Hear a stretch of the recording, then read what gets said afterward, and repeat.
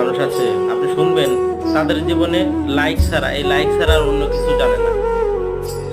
আপনার জন্মদিন লাইক, আপনার কোনো সমস্যা হয়েছে লাইক, একটা ব্যক্তি মারা গেছে লাইক। আরে বাবুরে, তুমি লাইক ছাড়া আর কোনো কিছু বুঝো না? একটা কমেন্ট করবো, যে কমেন্টটা মানে করতে জানে না, কিভাবে তাকে কমেন্ট করতে হয় সেটা জানে না। এর জীবন থেকে সব কিছু হারাই গেছে, সব কিছু একদম পুতুর হয়ে গেছে। সে শুধু জানে শুধু লাইক আর লাইক। কোনো দুর্ঘটনা ঘটে, অ্যাক্সিডেন্ট হয়ে গেছে, সে একটা লাইক মারি দিবে।